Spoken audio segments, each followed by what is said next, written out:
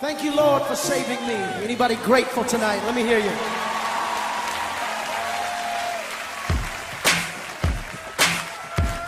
Put your hands together.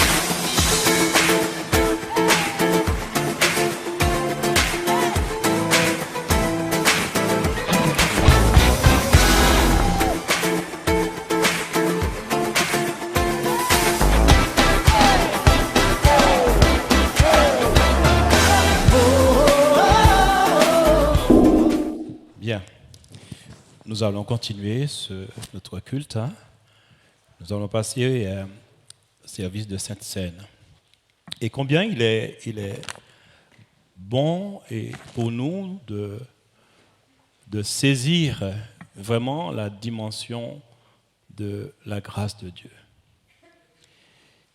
Ce moment de Sainte Seine est toujours là pour nous rappeler l'essentiel. À savoir que Dieu, dans sa grâce, a manifesté son amour sur cette terre pour l'humanité. Il est dit dans 1 Jean chapitre 3, « Voyez quel amour le Père nous a témoigné pour que nous soyons appelés enfants de Dieu. Si le monde ne nous connaît pas, c'est qu'il ne l'a pas connu. » Bien-aimés, nous sommes maintenant enfants de Dieu et ce que nous serons n'a pas encore été manifesté. Mais nous savons que lorsque cela sera manifesté, nous serons semblables à lui parce que nous le verrons tel qu'il est. Quiconque a cette espérance en lui se purifie comme lui-même est pur. Voilà Dieu dans sa grâce, dans son immense bonté, nous a témoigné son amour et dit, et l'auteur de ces textes, en fait, le disciple Jean, qui était déjà aussi âgé, il dit, voyez quel amour le Père nous a témoigné. Ce que Dieu a fait pour l'humanité, c'est vraiment quelque chose d'extraordinaire. Parce que, en fait, Dieu, pour sauver l'humanité, pour sauver l'homme du pouvoir du péché. Parce que le péché, n'oublions pas que c'est quelque chose de destructeur. Le péché, vraiment, a détruit l'équilibre de l'homme. L'homme est devenu pécheur et par conséquent, lorsque l'homme est devenu pécheur parce qu'il a désobéi à Dieu, et cela dans le livre de Genèse au chapitre 3, nous savons que Dieu avait interdit à l'homme de manger le fruit de l'arbre de la connaissance du bien et du mal. Et dans le chapitre 1, chapitre 2, il leur a tout donné dans le jardin pour pouvoir vraiment vivre une vie heureuse et une vie aussi éternelle, puisqu'il y avait dans le jardin, au milieu du jardin, il y avait l'arbre de la vie et il y avait aussi l'arbre de la connaissance du bien et du mal. Et Dieu lui dit, tu peux manger de tous les arbres, mais l'arbre de la connaissance du bien et du mal, ne mange pas. Le jour que tu le mangeras, tu vas mourir. Je te le dis, certainement, tu vas mourir. Et donc, l'homme et la femme, ils sont dans le jardin, ils ont reçu cette parole de Dieu qui est la semence, parce que n'oublions pas aussi, nous sommes dans ce thème aussi qui parle de la semence. La parole est une semence, ce qu'un homme aura semé, il le récoltera. Mais aussi, nous voulons par là aussi, pendant ce moment de Sainte Seine, rappeler que Dieu a semé dès le départ à l'homme et à la femme en disant, vous n'allez pas manger de l'arbre de la connaissance du bien et du mal. Et ce qui va se passer, c'est que dans le chapitre 3, il y a quelqu'un qui va venir, qui s'appelle le diable, et qui lui va s'infiltrer, qui sera dans le serpent, et qui va parler avec Ève, et qui va séduire Ève, qui va même dire à Ève que vous n'allez pas mourir. Mais non, ce n'est pas possible. Donc il fait Dieu passer pour un menteur. Et par là même, il arrive à séduire en fait la femme et l'homme qui vont prendre le fruit, qui vont le manger. Mais tout de suite, lorsque l'homme et la femme ont mangé du fruit de l'arbre, tout de suite, la Bible dit qu'ils se sont vus nus. Et plutôt que de dire « Oh, mais c'est beau, quoi. Bon, on se découvre et tout. » Mais là, ils ont eu peur. La Bible dit que plutôt que d'être ébloui et de dire « Eh bien, on est tous nus. Eh bien, non. » Ça les a effrayés, justement. C'est pour voir un peu l'ampleur, la force du péché de mettre à mal tout ce que Dieu a dit qui était bon. Parce que lorsque Dieu a créé l'homme et la femme, il dit que l'homme, dans le chapitre 2, était nu dans le jardin et la femme, et il n'en avait point honte. Parce que le mal ne résidait pas encore dans l'humanité, dans l'homme, dans le premier homme et la femme. Le mal n'était pas en eux. Ce qui fait qu'ils vivaient une vie saine, une vie parfaite. Mais lorsqu'ils vont manger le fruit de la connaissance du bien et du mal, tout de suite, en fait, le bien et le mal commencent à travailler. Et vous savez une chose, le fruit que l'homme et la femme, qu'ils ont mangé de la connaissance du bien et du mal, même si c'est Dieu qui l'a créé, mais Dieu a dit à l'homme de ne pas le manger. Et aujourd'hui, ce qui se passe aujourd'hui, c'est à cause de ce fruit. Cette connaissance du bien et du mal qui emmène l'homme à chercher, mais à chercher que des contradictions. Parce que lorsque le diable arrive, le diable apporte la contradiction et la confusion. Parce qu'il dit à l'homme et à la femme, vous n'allez pas mourir, vos yeux vont s'ouvrir, mais vous-même vous serez comme Dieu. Et tout de suite, en fait, il a suscité en eux cette convoitise, il a suscité en eux le désir de pouvoir manger le fruit.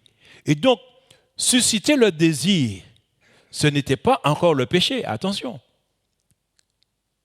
Puisque Dieu a dit, c'est le jour que vous allez manger le fruit, que c'est terminé. Donc, de parler, le diable, lui, quand il arrive, il va semer aussi. Il va semer sa parole pour l'homme et la femme. Il va semer pour Adam et Ève. Et quand il va semer, eh bien, cette semence, cette graine va entrer dans le cœur d'Ève. Et comme Ève, elle est innocente, donc elle n'a pas l'expérience encore. Mais Dieu avait prévu pour l'homme et la femme de les apprendre, de les faire connaître l'expérience de la vie. Mais Dieu avait prévu quelque chose pour expérimenter la vie. Si Dieu a créé cet arbre de la connaissance du bien et du mal, s'il a créé l'arbre de la connaissance du bien et du mal, et que ce fruit, en le mangeant tout de suite, on va dire que, hop, ils ont compris qu'ils étaient nus, l'homme a eu peur, ils ont commencé à voir un peu les choses différemment. Je veux dire que maintenant, intellectuellement, il y a la prise de conscience qui est là, qui commence à travailler. Mais Dieu avait prévu aussi que l'homme, qu'il ait conscience de la vie, mais la vie selon Dieu. Et pour cela, Dieu avait disposé aussi dans le jardin l'arbre de la vie. Mais ils ne l'ont jamais touché. Ils n'ont jamais pris le fruit. Si l'homme et la femme avaient eu le temps de prendre le fruit de l'arbre de la vie, ce serait passé autrement. Parce que quand Dieu a créé l'homme et la femme, Dieu n'a pas créé des bébés. Dieu a créé des êtres humains parfaitement constitués, esprit, âme et corps. Et que lorsque Dieu a créé l'homme, la Bible dit qu'il a soufflé dans ses narines, l'homme est devenu une âme vivante. Et nous savons que dans l'âme, il y a la volonté, l'intelligence, les sentiments et les émotions. Et l'arbre de la vie, en mangeant du fruit de l'arbre de la vie, leur intelligence allait entrer en contact avec la puissance de la vie. Et à ce moment-là, plus tôt, parce que lorsqu'ils ont mangé l'arbre de la connaissance du bien et du mal, il dit que leurs yeux se sont ouverts. Ils ont vu qu'ils étaient nus et tout de suite, ils ont eu honte. Hop là, ils ont caché les petits oiseaux. Ah oui, Ève a caché tout de suite. Et Adam, il a dit, qu'est-ce qui m'arrive? Qu'est-ce qu'on a là? Et puis, ils se sont fait des habits pour se cacher. Donc, ils avaient honte. Mais en plus qu'ils avaient honte, la peur aussi est venue. Tandis que s'ils avaient mangé l'arbre de la vie, ce qui se serait passé, comme il nous est dit dans l'évangile de Jean au chapitre 1, il est dit, au commencement était, évangile de Jean chapitre 1, à partir du verset 1, au commencement était la parole, et la parole était avec Dieu, et la parole était Dieu. Elle était au commencement avec Dieu. Toutes choses ont été faites par elle, et rien de ce qui a été fait n'a été fait sans elle. Et en elle était la vie, et la vie était la lumière des hommes. Donc, la vie se trouve dans la parole, mais Dieu spécialement avait mis dans le jardin d'Éden l'arbre de la vie parce que le premier homme qu'il a créé, il a créé sans péché, mais il savait aussi que l'homme allait être attaqué par le diable. Donc il avait prévu à cet effet l'arbre de la vie qui allait apporter la lumière. Ah, il faut suivre. Puisqu'il dit que dans la parole de Dieu, il y a la vie. D'accord? Mais comme Dieu a créé l'homme et la femme à son image, pour que l'homme et la femme puissent gouverner sur la terre, puissent dominer la terre. Donc, il fallait aussi donner à l'homme et la femme une orientation pour gouverner sur la terre. Et il fallait que l'homme et la femme aussi aillent chercher eux-mêmes les solutions et les réponses qui se trouvaient dans l'arbre de la vie. C'est là que se trouvait, Dieu avait mis dans cet arbre, dans ce fruit de l'arbre de la vie, des propriétés extraordinaires pour permettre à l'homme d'évoluer. Parce que le premier homme que Dieu a créé, cet homme n'était pas un imbécile. C'est parce que c'est ce que Satan leur a fait comprendre. Hein? Vous êtes des imbéciles. Vous n'allez pas mourir, vous êtes bêtes. Hein? Vous allez manger un fruit, vous allez mourir. C'est ce que Satan leur a fait comprendre. Il les a fait passer pour des imbéciles et Dieu pour un menteur. Jusque de nos jours, c'est ce que le diable continue à faire. Lorsqu'on parle de Dieu, lorsqu'on parle de l'évangile, il y a des hommes qui ne croient pas. Vous croyez à des sornettes pareilles. Vous croyez à des rêveries, et vous aurez la vie éternelle, vous irez dans le ciel. Et comment pouvez-vous aller dans le ciel? Les gens qui montent au ciel, il faut qu'ils aient des scaphandres, des fusées. Donc, ils analysent les choses terre à terre. Mais Dieu a créé l'homme, esprit, âme et corps. Et la Bible nous dit que ce n'est pas la chair et le sang qui héritent le ciel, qui héritent le royaume de Dieu.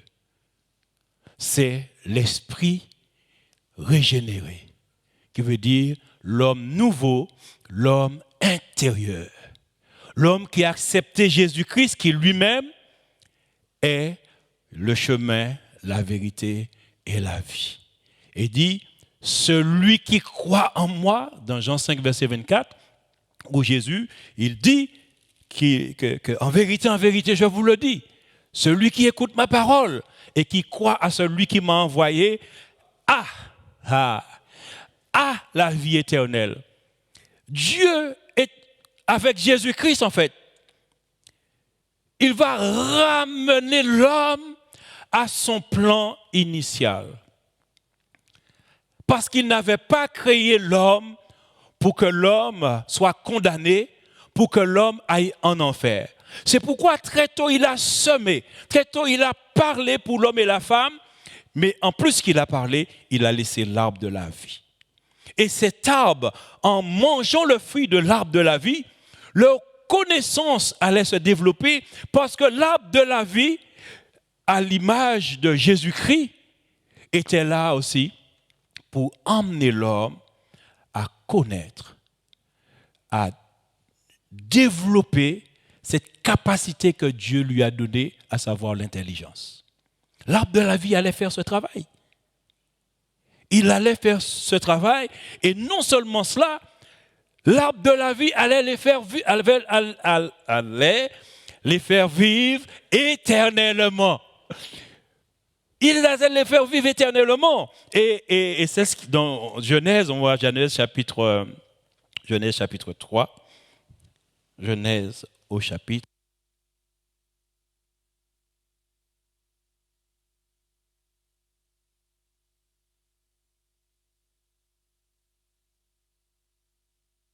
Genèse au chapitre 3, lorsque l'homme et la femme, donc ils ont péché, ils ont désobéi.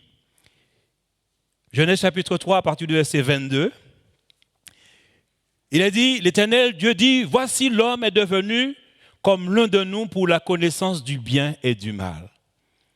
Empêchons-le maintenant d'avancer sa main, de prendre de l'arbre de vie, d'en manger et de vivre éternellement. Dieu était obligé d'interdire maintenant que l'homme mange le fruit de l'arbre de vie. Parce que le fruit de l'arbre de la vie avait cette propriété de régénérer, en fait, le tissu, les cellules de l'homme. Ce qui veut dire que l'homme ne pouvait pas mourir parce que tout en lui pouvait se régénérer automatiquement. Ce fruit, puisqu'il est dit l'arbre de la vie, ce n'est pas un arbre quelconque, c'est Dieu qui a créé cet arbre et qui a donné dans cet arbre le fruit qui s'appelle le fruit de la vie.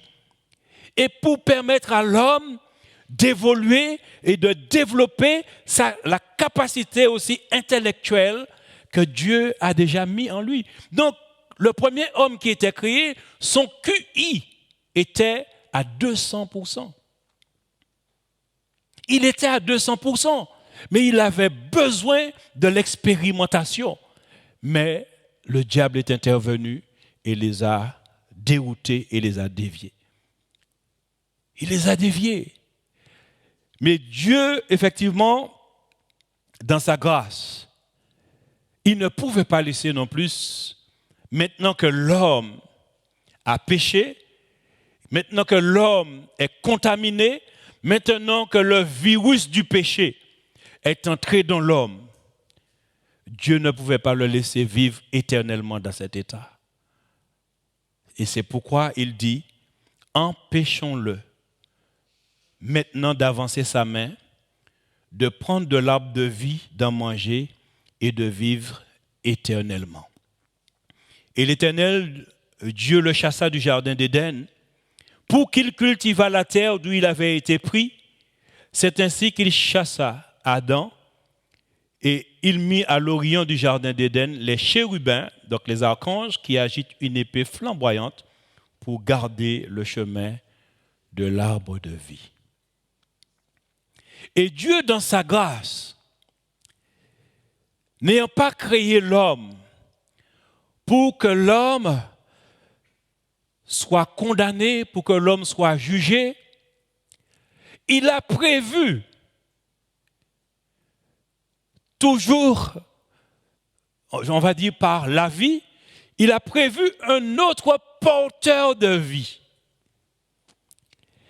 Donc la première fois, c'était un arbre, mais la deuxième fois, ce sera une personne qui sera porteur de vie. Et cette personne, c'est Jésus. C'est Jésus-Christ. Et lui aussi, quand il vient, il va aussi parler. Il va semer. Il va parler aux hommes. Il parle à l'humanité pour faire comprendre à l'humanité que Dieu les aime et que Dieu veut les sauver, que Dieu ne veut pas laisser l'homme dans un état de condamnation, de perdition éternelle, que Dieu veut les attirer à la vie. Mais l'homme refuse. C'est l'homme qui refuse la vie. Et pourtant, ce que Dieu va faire est vraiment extraordinaire. Parce que jusqu'à aujourd'hui, les hommes n'arrivent pas à comprendre la personne de Jésus-Christ. Ils ont du mal à accepter ce fait que Jésus soit le Fils de Dieu. Mais la Bible nous dit de Jésus qu'il est la parole de Dieu. Jean 1 au verset 14, il nous est dit « Et la parole a été faite chair et elle a habité parmi nous, pleine de grâce et de vérité, et nous avons contemplé sa gloire, une gloire comme la gloire du Fils unique venu du Père. » Jésus est la gloire du Père. Jésus est la parole du Père. Cette parole qui a été annoncée à Adam et Ève, cette parole qu'Adam et Ève, les premiers hommes ont entendu cette parole. Eh bien, cette parole, Dieu va venir personnellement. C'est pourquoi la Bible nous dit dans 2 Corinthiens au chapitre 5, 2 Corinthiens chapitre 5, ce verset qui est vraiment formidable et qui un peu secoue un peu les personnes qui veulent trop raisonner.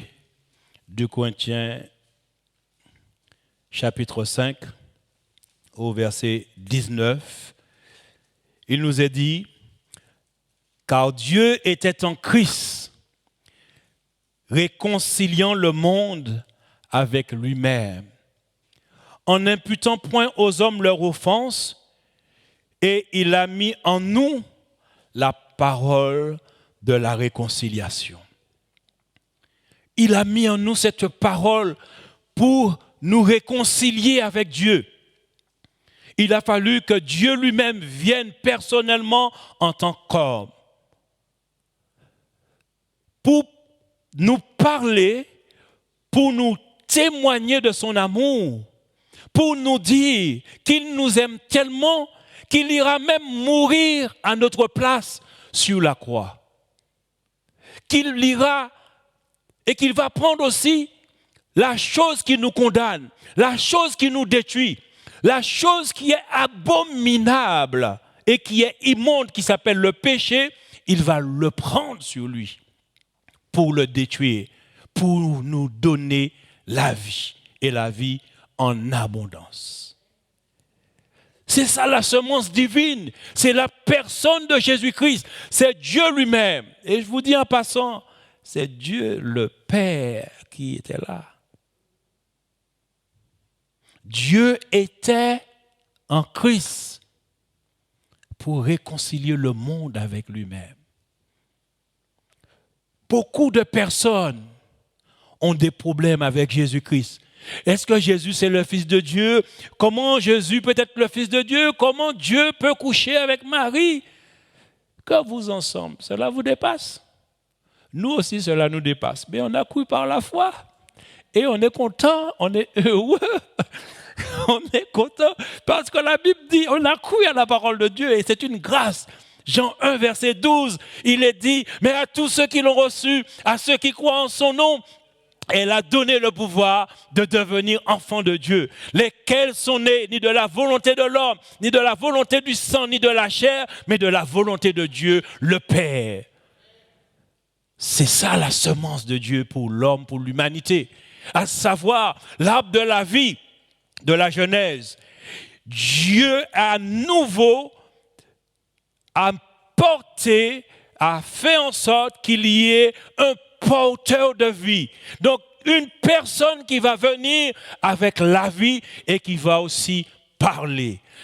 Le premier arbre ne parlait pas, c'était un arbre, mais il avait tout en lui. Tout ce que Dieu avait déposé dans le fruit de l'arbre de vie, c'était pour que l'homme puisse jouir de l'éternité. En étant sur terre et physiquement. Ce qui veut dire que l'homme n'allait pas mourir.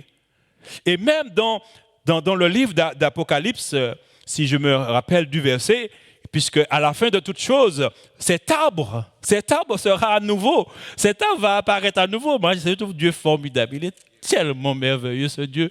Ah, messieurs, l'Éternel. Donc, et alors, il parle du fruit de l'arbre de la vie. Alors, je cherche le verset, si vous avez le verset. Comment?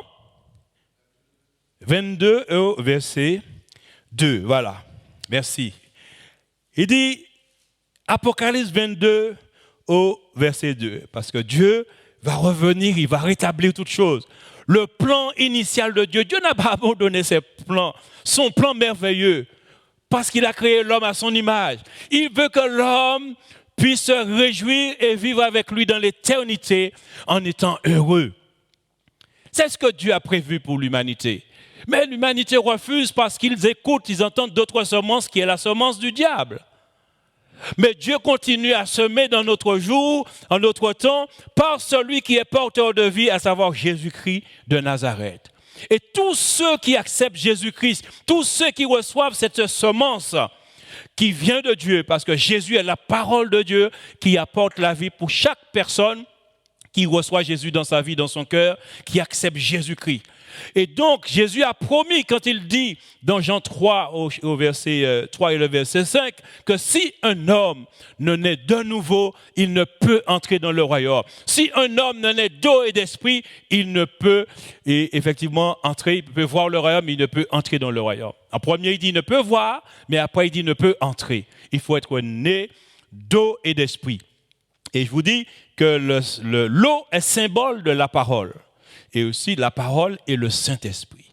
C'est la parole et le Saint-Esprit qui fait naître, qui apporte la vie. Et donc il est important pour nous, pour ceux qui croient en Jésus-Christ, qui ont reçu cette semence de Dieu, qui est en Jésus-Christ. Jésus-Christ est la semence de Dieu, puisqu'il est la parole. La parole a été faite chair. Donc ce Jésus qui était là, c'était la semence de Dieu qui va germer et qui a germé dans notre cœur et qui apporte la vie.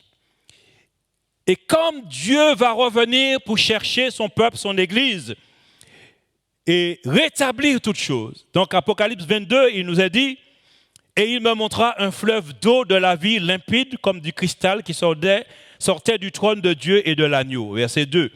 Au milieu de la place de la ville et sur les deux bords du fleuve, il y avait un arbre de vie. On le retrouve. Ah, c'est merveilleux. On va manger de cet arbre. Moi, Adam a manqué ça, mais on ne va pas le manquer. Grâce au Seigneur. Ça, c'est la grâce de Dieu. On ne va pas le manquer. Produisant 12 fois des fruits. 12 fois, ça veut dire que chaque mois, il n'y a pas de saison qui arrête cet arbre. Il veut dire, en toute saison, la vie se manifeste. La gloire de Dieu est dans ce fruit. Et il dit qu'il porte des fruits. Et donc, il dit, rendant son fruit chaque mois. Et encore, et dont les feuilles servaient à la guérison des nations. Voilà, cet arbre sera là à la fin de toutes choses. Mais c'est merveilleux, parce que ça fait partie de l'amour intense de Dieu pour l'homme. Quand il va rétablir toutes choses, parce qu'une chose est importante à savoir, c'est que Jésus va venir dans un premier temps pour enlever son Église. Mais après, le peuple de Dieu, l'Église, ne restera pas au ciel. Reviendra sur terre, sur la nouvelle terre, parce que la terre sera transformée, sera changée, pas transformée. Il va changer. Il va changer et vraiment la terre, puisque la première terre sera brûlée.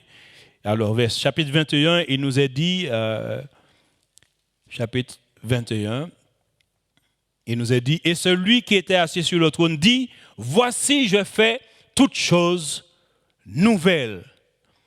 Et il dit, écris car ces paroles sont certaines et véritables. Jésus, Dieu fait toutes choses nouvelles. Et donc, il y aura de nouvelles terres.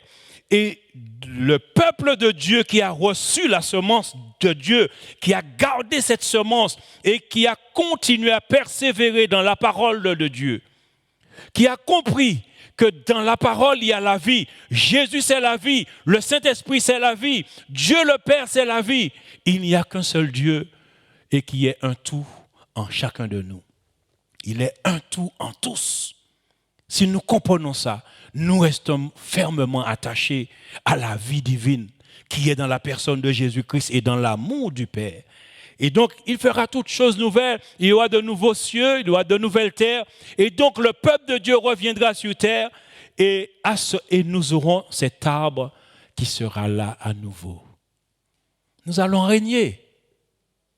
Vous n'êtes pas content? Nous allons régner. Ah, nous allons régner. Nous allons régner. C'est pourquoi lorsque la Bible dit le roi des... Les rois, c'est qui? C'est nous.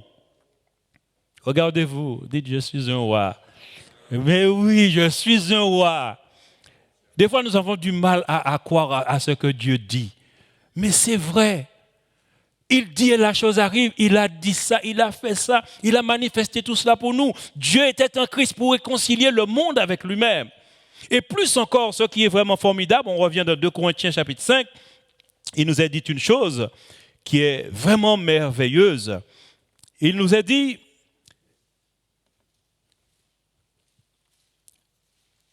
au verset 21, « Celui qui n'a point connu le péché, il l'a fait devenir péché pour nous, afin que nous devenions en lui justice de Dieu. »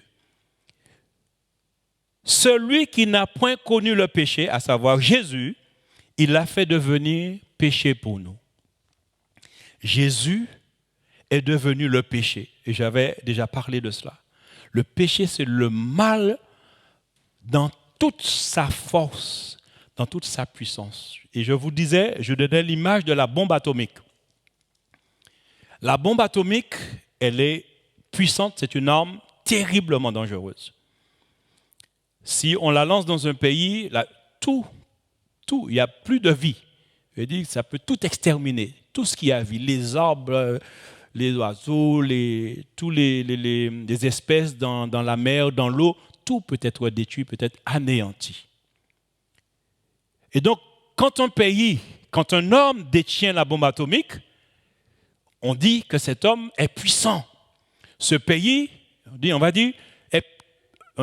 tel pays est première puissance mondiale parce que économiquement, mais aussi parce qu'ils ont une force, une défense, souvent qui est, on va dire, hors norme. Ça veut dire que des militaires super entraînés, des armes, dernier cri, mais surtout, ils ont la bombe atomique. Et donc, ils sont craints à cause de la bombe, à cause de cette puissance. Mais la personne qui dirige le pays, le plus souvent, c'est un homme. Et comme je vous dis, cet homme, lui-même n'a pas de puissance. La puissance, c'est la bombe atomique. La puissance, c'est les armes. Mais lui, il n'est pas l'arme. Même s'il a appris à faire du judo, même si oui, mais il y a toujours un plus fort. Hein. Physiquement parlant, il y a toujours un homme plus fort qu'un autre. Quand tu crois que tu es plus fort, il y a un autre plus fort qui va arriver. Donc personne n'est plus fort que personne. Il y aura toujours un qui s'entraîne beaucoup plus. Et quand ce moment est là, tu seras à terre. Donc tout ça pour dire que Satan lui-même, qui a emmené le péché est sorti de lui. Mais lui, ce n'est pas lui qui est puissant, c'est le péché qui est puissant. Parce que c'est le péché qui a emmené la mort. Parce qu'il nous est dit dans le livre de Romains 5, au verset 12, comme par un seul homme, le péché est entré dans le monde, et par le péché, la mort s'est étendue sur tous les hommes. Romains 5, verset 12, c'est pourquoi, comme par un seul homme, le péché est entré dans le monde et par le péché, la mort. Et qu'ainsi, la mort s'est étendue sur tous les hommes parce que tous ont péché. Donc c'est le péché qui est vraiment la chose la plus dangereuse et puissante. Mais quand Dieu vient, Dieu a une intelligence extraordinaire, une sagesse, mais c'est vraiment extraordinaire. Dieu lui-même devient le mal. Je ne sais pas comment il a pu faire ça, mais c'est Dieu. C'est pourquoi il est Dieu d'ailleurs. Les gens ne comprennent pas. N'essaie pas d'expliquer Dieu, tu ne pourras pas. Pourquoi les gens veulent toujours essayer d'expliquer Dieu? Et quand ils n'expliquent pas, ils n'arrivent pas à comprendre Dieu, à l'expliquer, alors il dit, Dieu n'existe pas. Pourquoi? Parce qu'ils ne peuvent pas l'expliquer. Dieu est créateur. Tu es la créature. Tu veux expliquer quoi? Tu veux expliquer ton créateur? Il est le créateur. Il y a des choses que tu ne sauras jamais de lui s'il ne te le révèle pas. Ça, c'est important. Et donc, ce Dieu Tout-Puissant, il devient péché et il va détruire la puissance du péché. Et quand il devient péché, ça c'est important, quand il devient péché, il va au plus profond du mal. C'est le péché qui emmène les guerres, c'est le péché qui emmène le mal, c'est le péché qui emmène les maladies, c'est le péché qui conduit l'homme à détruire l'homme. Même si derrière, il y a Satan qui pousse. Même si derrière, il y a Satan aussi qui envoie sa semence pour influencer. Mais l'homme, le péché aussi est en lui. L'homme aussi agit et réagit parce que le mal aussi est en lui. Parce qu'il y a déjà une semence que le diable a fait entrer dans l'homme depuis Adam et Ève. Il y a la semence du diable dans tout homme. Parce que tout homme naît pécheur. Nous devons comprendre ces choses. Mais quand Dieu, il se fait péché pour nous, il devient le mal. Tout ce que le péché fait, tout ce qui est mauvais, tout ce qu'on ne peut pas dire publiquement, Dieu le connaît. Dieu l'a vécu. Il y a des choses que les hommes ne savent même pas qu'ils vont faire dans les années à venir. Dieu, en devenant péché, il a subi ces choses-là. Il connaît l'ampleur du mal. Il connaît la profondeur même du mal. Et j'ai béni le Seigneur quand j'ai compris que pourquoi Dieu a fait cela. Parce que Dieu avait en vue pour nous, par rapport à cette rédemption, à savoir nous racheter du péché, il avait en vue quelque chose. C'était de mettre en nous la vie par son Saint-Esprit. Et bien souvent, je me suis demandé, parce que souvent, nous sommes des enfants de Dieu, et des fois, il nous arrive certaines choses dans cette vie. Des fois, nous nous emportons. Des fois, il nous arrive de parler légèrement et de semer aussi des paroles qui ne glorifient pas Dieu. Il nous arrive aussi de pécher, et je vais dire accidentellement. Il nous arrive aussi de nous trouver dans des situations et après quoi, on réalise ce qu'on a fait ou ce qu'on a dit. Et moi, j'étais en train de me poser des questions, mais le Saint-Esprit qui est en nous, comment il fait? Comment il fait? Parce que je me suis dit, mais si le Saint-Esprit que Dieu a mis en nous, la Bible dit que Dieu chérit l'Esprit qu'il a mis en nous. Jacques chapitre 4 au verset 5. Alors ça dépend de la version, mais il y a la version qui dit que c'est avec jalousie que Dieu chérit l'Esprit qu'il a fait habiter en nous. Autrement, notre version dit, croyez-vous que l'Écriture parle en vain, l'Esprit qui habite en nous a des désirs qui tendent à l'envie? Mais j'aime bien cette version, dit, c'est avec jalousie que Dieu chérit l'Esprit qu'il a fait habiter en nous. Mais j'ai compris une chose, Dieu savait que lui-même allait venir habiter dans chacun de ses enfants. Et il sait aussi que notre vie de tous les jours, c'est un cheminement et qu'il nous arriverait effectivement de pécher.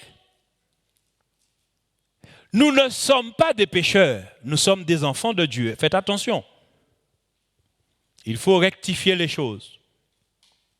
Parce que beaucoup de croyants, de personnes qui sont nées de nouveau, qui sont devenus des enfants de Dieu parce que Dieu a parlé et ils ont reçu cette semence dans leur cœur, ils sont devenus enfants de Dieu, car il est dit à tous ceux qui l'ont reçu, à tous ceux qui croient en son nom, à cette parole qui a été faite chair. Donc, elle a donné le pouvoir de devenir enfant de Dieu. Donc, de l'homme pécheur que tu es devenu enfant de Dieu. En devenant enfant de Dieu maintenant, tu es encore dans une chair où il y aura des tentations, il y aura des situations. Et Dieu a mis en toi son Saint-Esprit. Mais Dieu a déjà tout prévu. Et c'est pourquoi, bien longtemps à l'avance, par son serviteur, l'apôtre Jean, dans 1 Jean, au chapitre 1, au verset 8, il nous a dit, « Si nous disons que nous n'avons pas de péché, nous nous séduisons nous-mêmes, et la vérité n'est point en nous. » Par contre, il dit, verset 9, « Si nous confessons nos péchés, il est fidèle et juste pour nous les pardonner et pour nous purifier de toute iniquité. » Maintenant que tu es enfant de Dieu, Dieu est ton Père. Et quand il t'arrive quelque chose, il te dit, parle. Parle pour ton Père. Confesse tes péchés. Déclare à Dieu. Dis ce que tu as fait et il te pardonne. Il te lave, il te purifie par son sang. Et le Saint-Esprit qui est là rend vivant la parole, mais aussi manifeste la puissance du sang de Jésus-Christ en nous pour éloigner ce péché de notre vie. Ça, il faut le comprendre. Parce que le Saint-Esprit aussi est en nous pour nous diriger dans toute la vérité, mais pour aussi nous conduire dans la sanctification. Pour que notre vie, notre marche sur terre soit une vie qui va de sanctification en sanctification. Et il dit qu'il nous aide dans notre conduite. Mais pour notre information, le Saint-Esprit en nous n'est pas ébranlé par les péchés que nous pouvons connaître ou commettre. Le Saint-Esprit n'est pas ébranlé par les péchés que nous pouvons commettre. Parce que Dieu est devenu péché. Et comme il est descendu aussi loin, et que je pense que même en 2021, qu'il y a des choses que l'homme n'a pas encore fait, ou encore qu'on ne connaît pas. Mais, quelle que soit l'ampleur du mal, là où l'homme peut arriver, Dieu connaît tout ça. Dieu a vécu tout ça, parce qu'il est devenu le mal lui-même. C'est pourquoi lorsque l'épître de Jean il dit « Voyez quel amour le Père nous a témoigné », il faut comprendre que cela est d'une profondeur. Cet amour qu'il a témoigné pour nous par son Fils Jésus-Christ. Parce que non seulement il prend nos péchés, mais il devient le mal. Et il y a un frère qui me disait, en fait, lorsqu'il a pris le péché, on pourrait dire, alors je dis, on pourrait dire que c'était un monstre. La personne sur la croix, au moment où il prend le péché, c'est vraiment... Parce que, écoutez bien ce que je suis en train de dire. Le péché, dans sa profondeur, toute la méchanceté se trouve dans le péché. Toutes les maladies qui détruisent l'humanité se trouvent dans le péché. La mort se trouve dans le péché. Comme il dit, par un homme, Adam, le péché est entré dans le monde et la mort, qui est une forteresse, est venue. Et c'est la mort qui déclenche le reste. La mort est une puissance qui vient du péché et que la mort, c'est lui qui pousse les hommes à commettre les adultères, les guerres, à faire des virus pour détruire leurs semblables. Mais c'est la mort qui fait tout ça. Pourquoi il s'appelle la mort? Donc, il faut bien une raison pour que les hommes meurent. Il faut bien une raison pour que les hommes meurent. Donc, la mort est un fin stratège pour détruire l'humanité. Mais c'est le péché qui fait tout ça. Mais quand Jésus, porteur de vie, il vient, il annonce, il dit, je suis la résurrection et la vie. Parce qu'il sait aussi que lui devait vaincre la mort pour apporter la vie à chacun de nous. Il a fallu que lui aussi, en prenant le péché, qu'il passe par la mort et qu'il détruise la puissance de la mort. Et c'est pourquoi ce verset, cette parole, cette semence dans la Bible que Dieu nous a laissée, et dans Hébreux chapitre 2 au verset 14, et je vais finir avec ce verset, il nous est dit, « Ainsi donc, puisque les enfants participent au sang et à la chair, il y a également participé lui-même, afin que par la mort, il anéantisse celui qui a la puissance de la mort, c'est-à-dire le diable, et qu'il délivra tous ceux qui, par crainte de la mort, étaient toute leur vie retenus dans l'esclavage. » Et verset 16, « Car assurément, ce n'est pas à des anges qu'il vient en aide, mais c'est à la postérité d'Abraham. Et la postérité d'Abraham, ce sont tous ceux qui ont la foi en Jésus-Christ. » Que le nom de notre Dieu soit béni. Nous allons passer à la Sainte Seine maintenant. Ayons une autre vision de l'amour de Dieu et approchons-nous de cette table. Communions avec Dieu parce qu'il a fait tant de choses pour nous. Il a été là où personne ne peut aller. Que son nom soit béni. Are good and your mercy enduring